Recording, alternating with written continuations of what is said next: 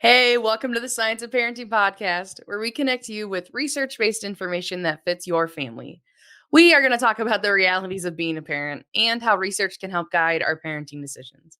I'm Mackenzie Johnson, parent of two littles with their own quirks, and I'm a parenting educator.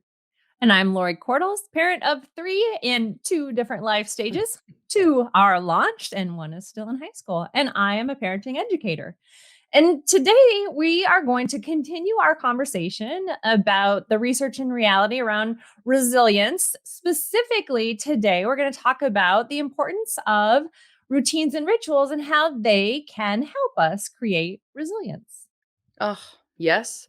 Right. The beginning of this season. I mean, we're still talking about resilience and like parenting through tough times. But yeah, we started off really looking at like what is resilience? What are risk and protective factors? And now, like, what are the tools we have to get through these tough times that come our way?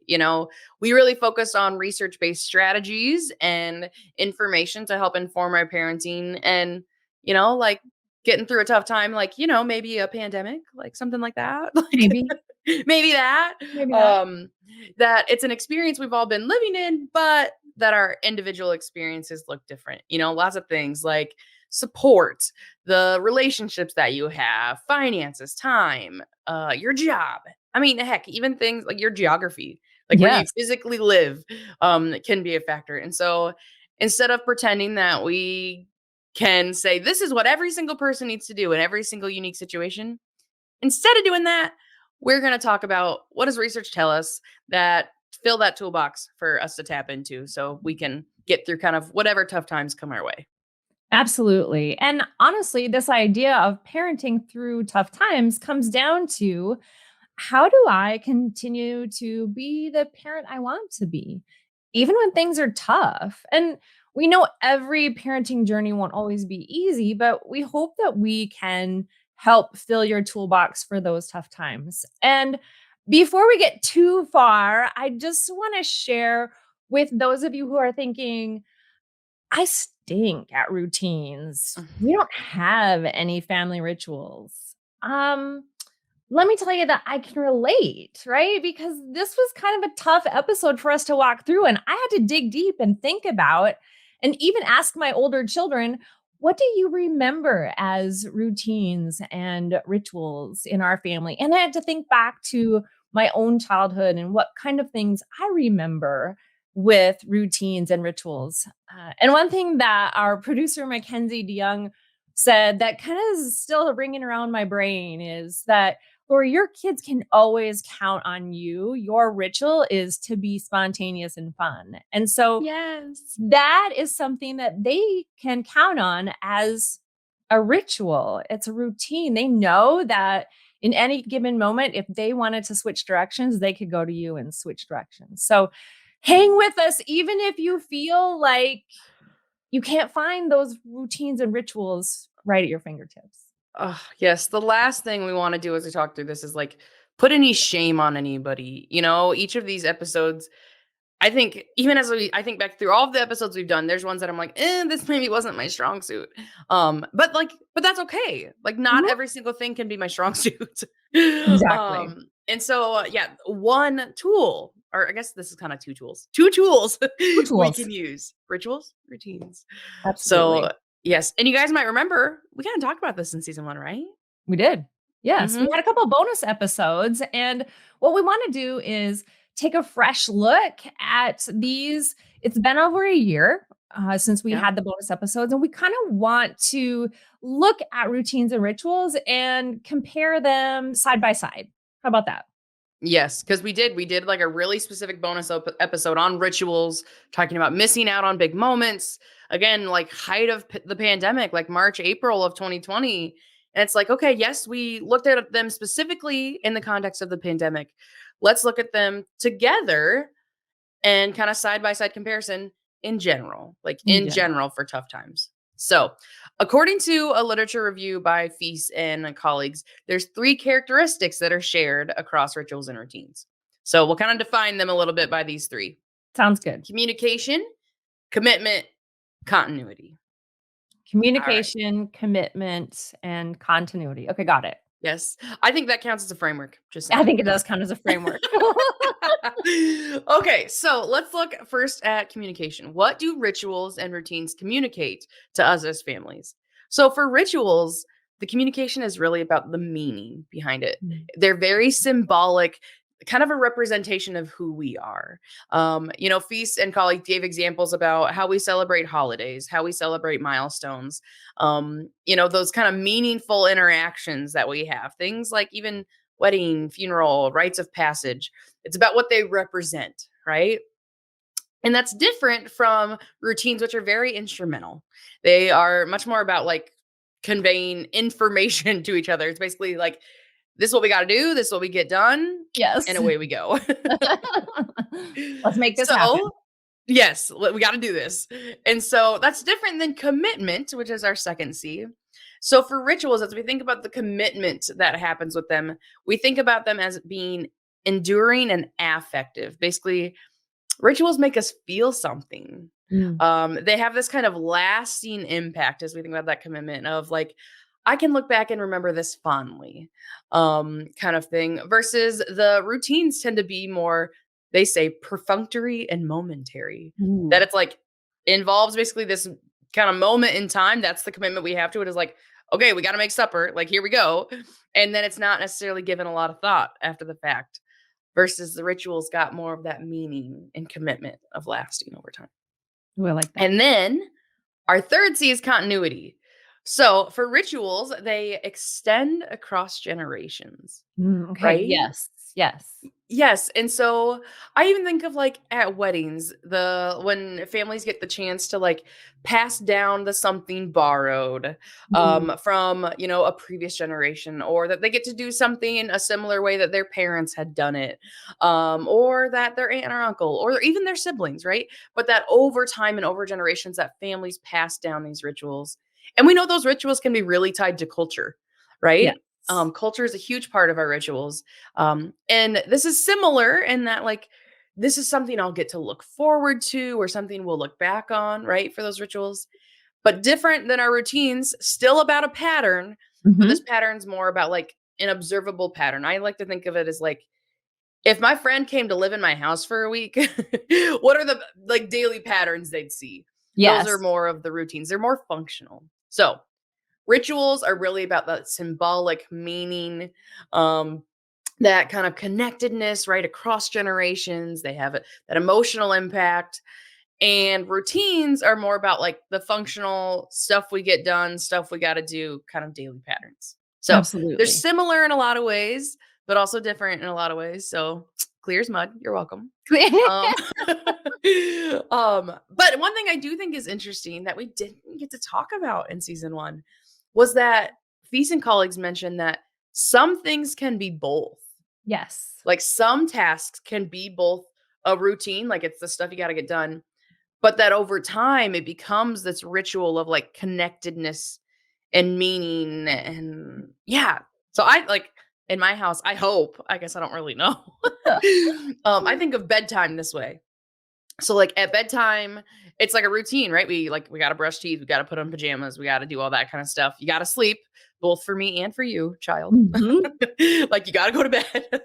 And but also we do some of like some connection kind of stuff, like we usually have like we sing like a song or we snuggle and we chat or but so we have these like little moments of connection. So that's something in our family that my co-parent and I both kind of try to invest in. That I could see as like where a routine and a ritual overlap. Like there's this meaning and symbolism behind ending the day together, but also it's like very functional of like, nah, like brush your teeth, kid. Like, Right.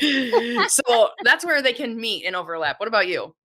With my youngest daughter, who happens to be in high school, I think I find an overlap in that routine of getting her to practices, Oh, yeah. and driving her home from practices. So that routine of, yeah, we got to get this done. Like, get in the car, let's roll. We got to, do you have all your stuff? The checklist, right? Yes. But then that ritual of after practice, it's been, so what was your favorite part of practice? What did you learn? What was Mm, something new you learned? And just, kind of, I ended up asking some similar questions each time. And I think she's become accustomed to me asking those questions. Yes. What was something that was hard? What was something that was easy? How do how do you feel or perceive your, you know, level of commitment to practice was to it? Yes. So Oh, I see that that's that's awesome. an overlap of both a ritual and a routine. Yes. I'll say, and we know, like, right? I have little kids, your kids are older. Yes. And that's something, again, that the research says on routines is like routines when kids are little require a lot more of parents. There's a lot more of them, all of these things. And then, like, they get different and kind of fade apart as our kids Right. get older. And it's not that you don't have them, they're different. Like, it's not Absolutely. bedtime. Absolutely. And I was thinking back to one of my own with my mom. And Yes. so, way back when, right?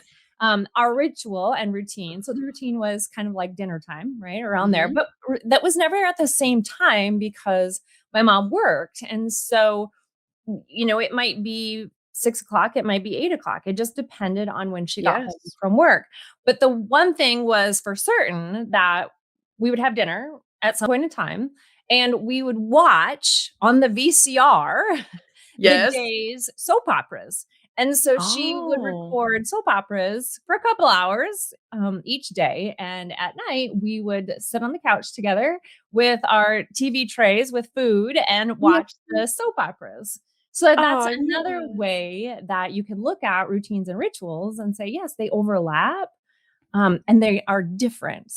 And that's Hmm. okay.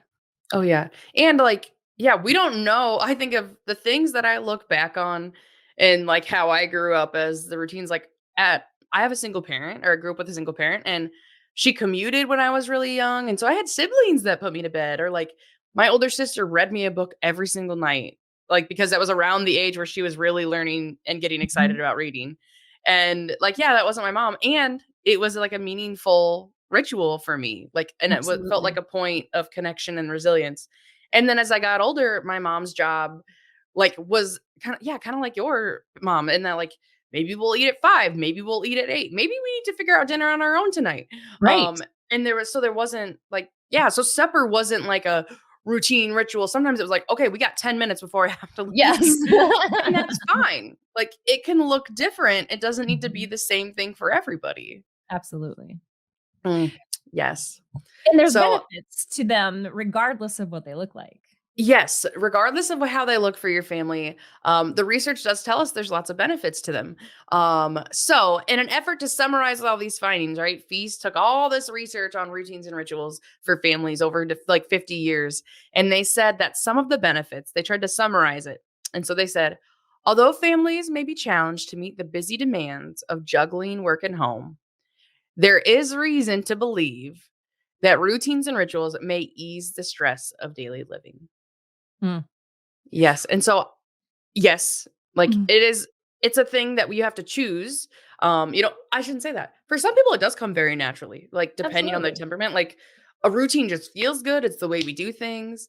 I even think of, like, between my siblings and I, some of us are much more even, like, schedule people. Mhm. Um, I'm not really a schedule person. Not that I don't get places when I need to, Right. but I operate more in the, like, loose routine pattern than the schedule over time. Yes. But, I even think of, like, we have kind of a loose routine in our home. We are both working parents, and from, like, 5 to 8, which for us, like, when we get home to, like, around the time our kids go to bed, we have, like, a loose routine, Yes. right? We know we're usually gonna try to eat something. We're usually gonna do, like, a bedtime routine. There's usually some kind of, like, play Mhm. or, like, TV watching, or right? There's some kind of, like, leisure. And yeah, and it's not like we don't operate on a schedule of this, but we do have, like, a loose pattern. And I think of how when we are able to continue to use that, how it does ease the stress. Like, I know these are the things we'll do, these are the things we can expect, and even if it's not the same all the time, it's a loose pattern that does ease some of the stress of doing those things. It does, absolutely. That's a Yeah. great example. Yes. Mhm. I'll say, so there's even more on it though, right? There is. And so as you talk about those benefits, there is similar studies, same folks, right? that as much as we can maintain some semblance of normality or create this new normal, essentially rituals and routines have been identified as the core feature of family resilience in times of stress.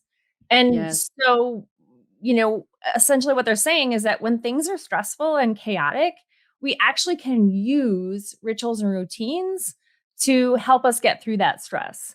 So Oh, we can tap into those rituals and routines and help give ourselves a breath, help us begin to feel some sense of normalcy or that loose pattern, like you said. yes, Looking to and those as our strength. yes, and I think a really important word that you said there is, like, we can. Mhm. Like, not should, Right. not have to, not bad if you don't do it, right? None of those Exactly. things. Like, we can. This is We one can. option. So, there's a lot more research, like, gosh, I could have basically just cited the whole article for this whole for this whole, episode here, um but I do have some research tidbits that I thought were really interested related to rituals and tough times specifically, like, Mhm. when things are hard, when things are stressful, and like, even this morning as we were walking through it, I was like, "Guys, I can't choose. I can't choose which one. I can't choose." And so we're gonna tell you them all, but I'll We try gave to keep it. permission for flexible thinking here. Yes, yes, Yes. flexible thinking. Flexible thinking. Um, so a few research tidbits about stress and tough times and how rituals and routines fit in. So, one specifically about the pandemic, which we've been citing kind of all throughout this season, is an article by Prime, Wade and Brown, and they tell us related to the pandemic that the effects of isolation and confinement associated with the COVID-19 crisis caused profound changes to family routines and rituals that were often taken for granted. Hmm. Absolutely. I can see Yes. that. Yes. Yes, and I even think of, like, we had family members getting married in Mhm. 2020. We had family members choose not to get married in Mhm. 2020. We have, like, and that's a ritual. Wedding is a ritual, the rites of passage of, like, getting to compete at the state level for an athletic event or, even, like, commencement. We know that that's Mhm. a ritual, right? Walking across the stage and getting your diploma is much more about what it represents, right? Right. This passing to the next stage. That's why we turn the tassel, right? Yes. Um, that's a definitely ritual, and yeah, prior to that, I took it for granted, like, Absolutely. this a thing everybody gets to do. I even think of, like, college graduations. Some people were like, "I'm the first in my Mhm. family to graduate from college, and I don't have a commencement ceremony." Like, we've Mhm. all looked forward to this, and so there was, like, a sense of loss, and it did, like, definitely make us realize that there were rituals and routines, right? The normalcy that we lost that were affected by the Yes. pandemic. Yes. And we got to opt in and out of them, right? Yes. Previously? And then the pandemic was there and there was no opting in or out, and felt that felt hard. Yes. Like, I could say, "I'm sorry I can't come to this Mhm. family holiday because whatever." Oh, okay, there is no family There is holiday no this family time. holiday. Like, there Yes. is no family gathering to celebrate. So, it Mhm. definitely we saw rituals and routines get all mixed up We in the did. pandemic. We did. So I'm gonna share your second tidbit that you grabbed onto, and this one is actually from 1987. So a Yeah. whole different set of stress and tough times happening in the late 80s, right? And Mhm. so what they noted even back then was that the first thing to, hit the road during tough times was routines. So that's important to me, especially because it was as we think about our tough times, we can suddenly become very shameful or guilty or put a lot of judgment on ourselves Yes. because we suddenly aren't doing the routine that we always do, or we suddenly aren't having the rituals or don't feel the sense of commitment to those rituals and while we're experiencing that tough time. And research says, guess what, you're normal, right? Yes. I mean, so Yes. awesome to feel like, okay, stressful time. I completely forgot about this ritual, and now I'm going to shame and judge myself for forgetting about it. Research says no, actually, lots of people do that, and it's okay. No Yes. judgment. Yeah, those routines are the first thing to sneak out the window there of like, yeah, I even think of like going back to the pandemic, I think of like when we had to quarantine Yes. several times, like because of potential exposure kind of stuff. Several. Several. Several. But I think of how that kind of messed with our normal routines, right? Of like getting out the door to go to childcare and school was like, "Oh, nope, Mhm. not doing that." And even just like my work pattern and routines that normally while my children were cared for, and learning in another environment, like, "Oh, no, not that." And suddenly like you want to eat breakfast, lunch, and dinner here? Like, I don't know. Yeah. But I do like when things get stressful, routines, the research tells us like routines are often that first thing out the window. They go. So that Yeah. happens. So the other thing that I thought was an interesting kind of difference that they pointed out in this article was that they said when routines are disrupted, it's a hassle, right? Like it's inconvenient, things feel a little chaotic. When Yes. rituals are disrupted, there's more of a threat to group cohesion. Okay. So Okay, here's an yes. explanation of this. So we see how routines get disrupted, right? Even like during normal times, right? I even think Yes. of how our routines look different in the summer than they do in the winter, like Yep. even normal, not quote unquote tough times. And so we see how routines get disrupted, but we know that rituals are different and carry a little bit more weight. Like the difference between forgetting to have your child brush their teeth one morning Yes. and the difference between forgetting their birthday, right? And Yes. it's not a matter of like, "Whoa, gosh, you're bad," right? Because we don't No, use that. We don't say that. But we know that there's a difference when we can if we have to choose between choosing the routines right now or finding a way to celebrate, whether it's in a different way, a ritual, we know that the rituals do carry a little more weight in terms of what they mean over time. absolutely. So I Absolutely. thought that was interesting insight to consider, like, okay, yeah, even if it's maybe a ritual that I don't think is a huge deal, like Yes. prom, or we talked about that last year because we were in the spring season. But things that are like, I mean, that wasn't a thing I ever cared about. Yes. Well, rituals carry a little more weight, so we want to make sure if we have to They choose, do. we can try to prioritize those a little bit. Forego the shower and get to the game on time, right? It's stuff like Yeah, that? Is that what you're saying? definitely, definitely that. So that kind of Oh. brings us into our strategies portion of our podcast. We've kind of been giving you a little bit of strategies along the way, but in our previous bonus episodes on these two ideas of routines and rituals, we dove into how to really examine each of these for your own family. So you can go back and listen to those two. They're short bonus episodes and get that Mhm. information. But we wanted to bring you a different strategy this time. Now that we're more than a year later, and it's actually even simpler this time around. So these are around utilizing routines to help our kids experience consistency and utilizing rituals to help our families build belonging and cohesion. Absolutely. So starting with, okay, you're like, all right, you told me all this stuff about routines and rituals. Let's start with those routines. You heard all this research. Now, practically in your everyday life, in your own reality, we can use these routines to find some consistency and normalcy during tough times. Mhm. Like we can say, I even think of like when a basement floods, like, Oof. like things feel chaotic. Like, not that that would ever happen. Um, every season, but whatever. Um, but as we think about stuff like that, like, okay, things are stressful. We got a lot to coordinate, to figure out, take care of. Okay, I can choose to prioritize a certain routine, right? I will Yes. say, you know what? Getting to bed on time is what my family would benefit most from. Or like my kids are older, but and so yeah, they're staying somewhere else and this and that, all that stuff. And you know what? I will choose that we will have a point of connection every day during the day. I'll tell them good morning. Mhm. So you can say, I want to create, even if it's just a really functional thing of getting ready in the morning or brushing teeth, or you can lean into and utilize those routines to create a feeling of consistency and normalcy. Yes. Okay, so I have kind of a different example.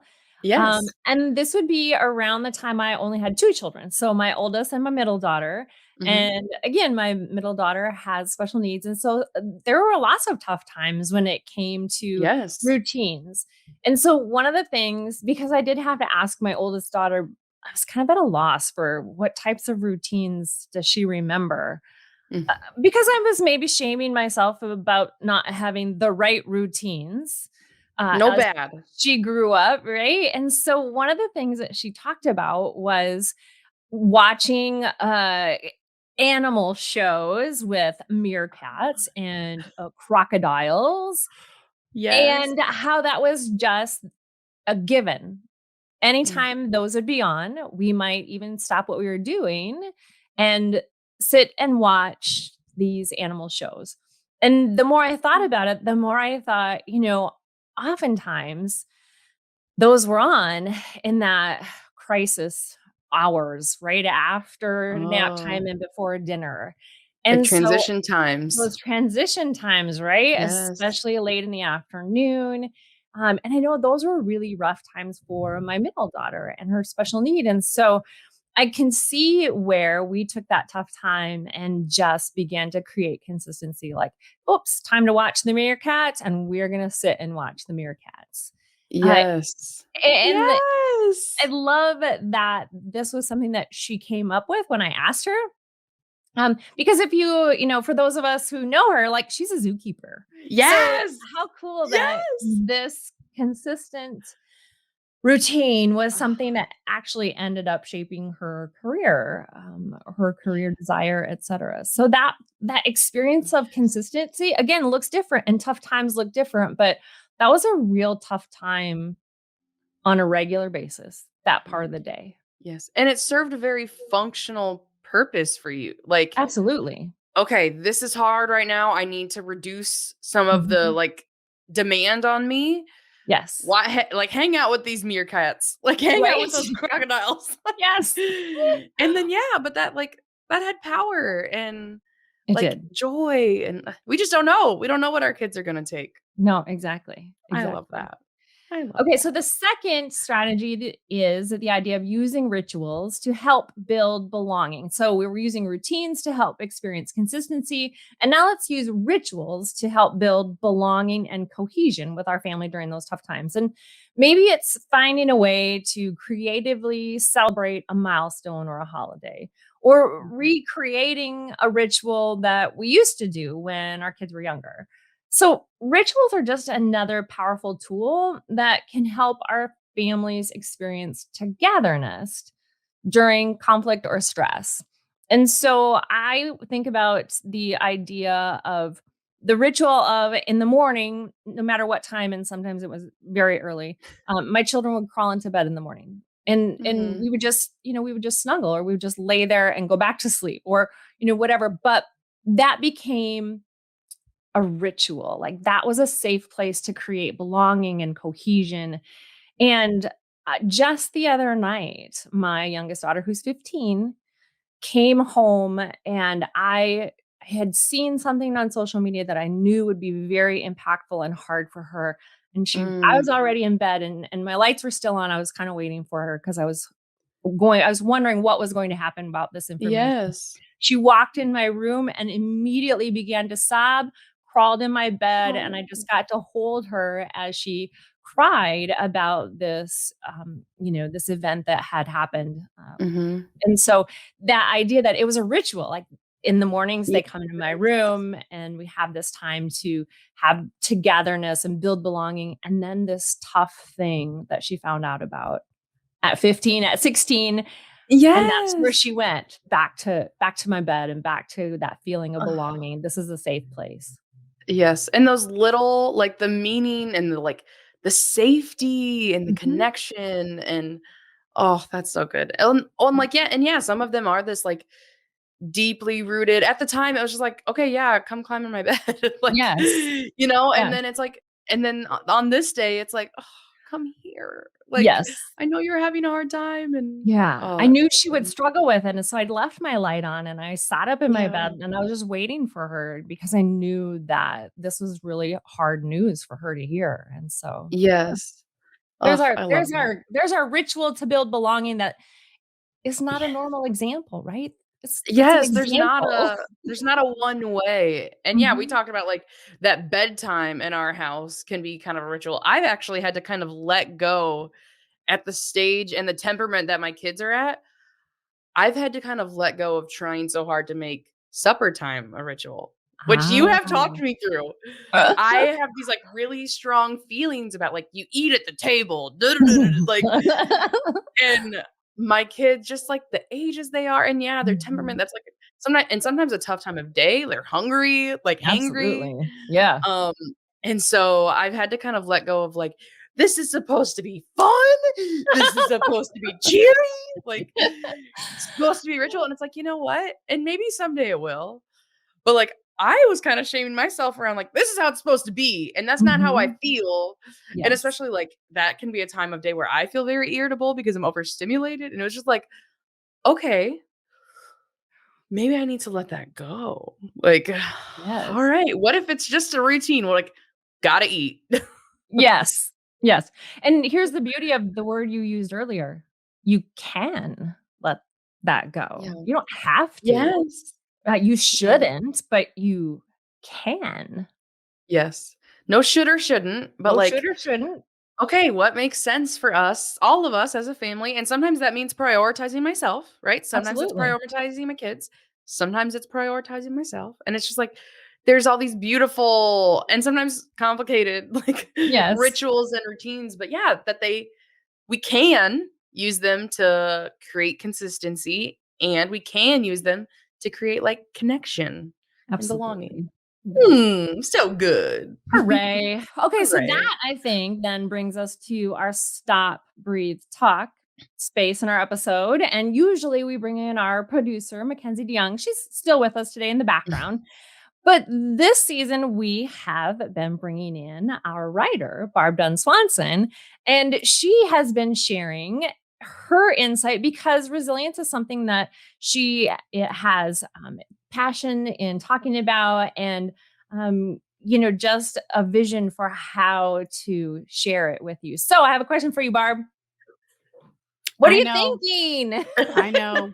What are you thinking? It's been a routine. You've asked me the same question. True. Routine. So, what am I thinking? I'm thinking that I want to go back to our discussion on relationships. Mm, You just gave us an example of a tough situation at your house, Lori, and your daughter at 15 still came to you for emotional support. mhm, And one episode that we did on relationships during our resilience season, Mhm. we talked about how no matter the age, our children still look to us as parents for that emotional connection and support. You're mhm, so And right. I had to stop right when I heard that example and be sure and bring that up, that you provided that connection that she needed back to Ginsburg's C's. She needed a Yes. emotional connection with her mama, and you mhm. Mhm. provided that. So that was good, but that's not what I really wanted to talk about. Okay. We just had to say it. Yes. I had to say it. I wanted to talk about those 3 C's that we mentioned today, the communication Mm, and the, commitment, and then the continuity, and the reason I wanted to specifically bring those up again is because how important they are so that the ritual and the routine become effective. You see, when mm, we think about young kids and their ages and stages, we can't yes. expect more from them than their age will developmentally allow. But in order for a routine to be effective, we might have to be the communicator. Mhm, Mhm. And so we can't expect kids to read our mind. So we're communicating what it is about this routine that got interrupted. Yes. yeah, Why didn't we get to go to the birthday party this year? We always go to birthday parties. What yeah, do you mean we're not Yeah. going this year? So we communicate why in words that are manageable mhm, so that they can understand, not overtelling and oversharing, but communicating, and not in ways that are scary, but just in ways that help kids see that, you know what, things are we're a little bit different during this tough time. Yes. Yes. So then I think about the Mhm. commitment we have to make as adults to intentionally continue either creating a new ritual or providing that routine when we know it's best for our kids. Mm. Mhm. Yeah. Yeah. We know that kids need structure. We know we know that they do best when they know what to expect. So it's Mhm. up to me as the adult to commit to that structure for their sake and for Mhm. the sake of the family. Yes. And I whatever love that that. structure looks like. Like, Yes. What without whatever it your looks like for blame, your family. Yes. Yes. without judgment. Your Mhm. structure is much different than Lori's, is very different Yes. than mine, and all of those are important. Yes. All of Yes. them. And then the last one, that continuity. That's the piece that ritualistically happens over time Mhm. throughout the generations. How does that happen? Because we commit to it continually. So the Mhm. continuity of whatever it is we choose to Yeah. do, that we celebrate that and that we intentionally continue the practice.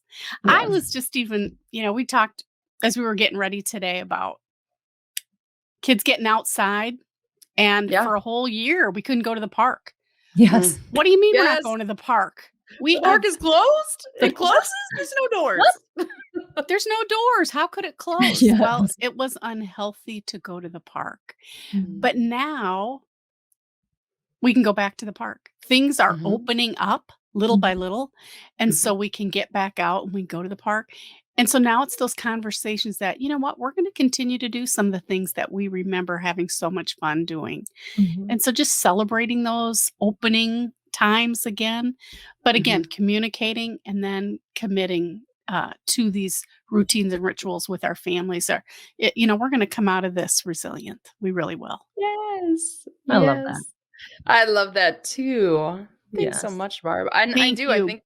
I think back to those 7 C's that you brought up. And yeah, as we think, this whole season is kind of around ours, right? Resilience, risk and protective, ritual, routine. But those 7 C's of resilience, and yeah, that the rituals provide a sense of connection, which is one Yes. of our 7 C's of how can we raise resilient kids. You What? really should say them, like, we haven't given you a chance this Oh, episode do you to want me to say them? I'll say just them. do the jingle, right? Okay, do the jingle. Competence, confidence, connection, character, contribution, coping, control. Yay. So those are Yes. the 7 C's. I know you guys are so glad I have them memorized. I can sing them to you. But I do, the rituals really are like a huge point of connection. Mhm. So as like we think about resilience, and our routines are also a way that we can help give our kids control. Right? Yes. That, like, sense of consistency and that, like, I know what to expect from the world, and when we need to change them up when things are hard, right? Like, okay, now suddenly this parent's job is gonna be on the overnight shift or gonna be working later than they used to or whatever. Alright, we're gonna need to shift some routines around, but that they have a sense of we can give them a sense of control through Yes. those routines too. So ugh, rituals and resilience and routines and and I R love and it. R and All R, the but R's. also All C the and C and R's. C. Yes. It all Higher ed. fits It's higher ed together. It now. all fits together. It does. Yeah. Thank you so much, Barb. You're Yes. welcome. We love having you hop in We here. do. Mm. Yeah, so that's our little stop free talk space, kind of based on our flagship parenting strategy of like stopping, slowing down to recognize the Mhm. emotions that we have and taking that breath to get re-regulated and then speaking with intention. And so we take that little moment here towards the end of our podcast, like let's bring all this back to the big picture. Let's Mhm. recognize the direction we're headed and the direction that we want to go with this Yeah. topic and in our parenting. Mm, Yay. yeah. So we did talking about routines and rituals today. This kind of wraps it up, It does. right? Like the routines are very functional. They're the things that we just got to do, and the rituals are a lot more about the meaning behind them. Sometimes they overlap, and sometimes they're different. And sometimes we don't even know which things our kids are gonna look back on and remember fondly. So might be Exactly. the meerkats. Might be the meerkats. You just never Uh, know. yes. And so, but just that these are tools, things that we can lean into and utilize when times are tough in our parenting. If we're looking for more consistency, are there some routines we can develop or change out or whatever? And, when we need some family connection, some kind of family ritual can be a really powerful thing to help create that belonging. You can. And recognizing that no one ritual or routine looks the same for everyone. No, no, they're Nope. all different. They're all different. So, thank Yes. you for joining us today on the Science Parenting Podcast. And remember to subscribe to our weekly audio podcast on Apple, Spotify, or your favorite podcast app. Watch the show on video each week and join us on Facebook or Twitter at The Science of Parent. And you can see our content in your feed. Sure can.